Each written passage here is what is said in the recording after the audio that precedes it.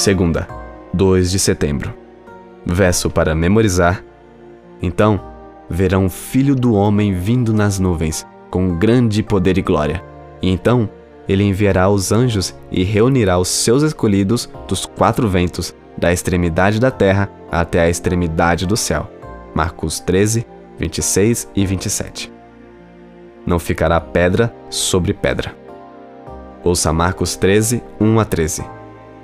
Quando Jesus estava saindo do templo, um dos seus discípulos lhe disse: Mestre, que pedras, que construções!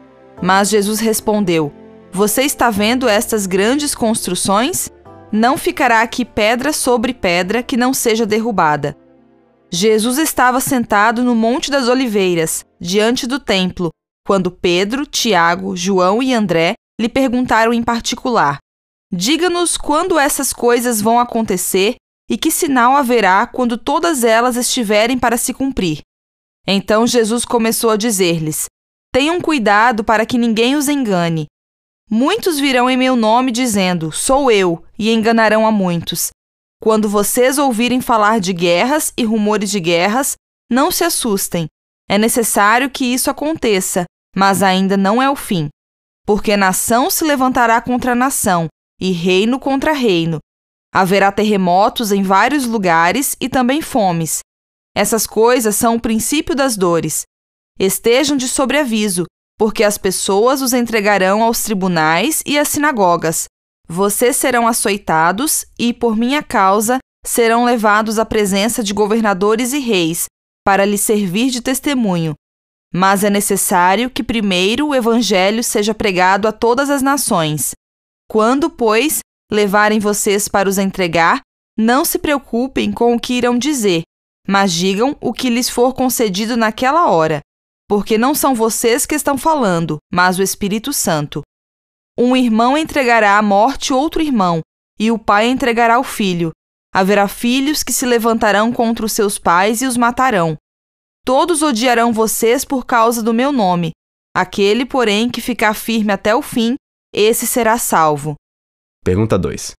Como os discípulos reagiram à declaração de Jesus sobre o templo e qual é a relevância da resposta que Jesus lhes deu? Como vimos, o templo era uma estrutura surpreendente. Flávio Joséfo, que viveu na época dos apóstolos, observou que o pórtico real, localizado no lado sul do complexo, tinha 162 pilares, cada um dos quais precisava de 3 homens de mãos dadas para envolvê-lo. Mas Jesus disse que tudo aquilo seria destruído. Tal profecia a respeito daquela estrutura soaria ao ouvinte como o fim do mundo. Em O Desejado de Todas as Nações, lemos, abre aspas, quando a atenção de Cristo foi levada à magnificência do templo, que pensamentos não expressos devem ter passado pela mente daquele rejeitado? A visão que tinha perante si era realmente bela, mas ele disse com tristeza: Eu vejo tudo isso. Os edifícios são realmente maravilhosos. Vocês apontam para essas paredes como sendo aparentemente indestrutíveis. Mas escutem as minhas palavras. Virá o dia em que não ficará aqui pedra sobre pedra que não seja derribada.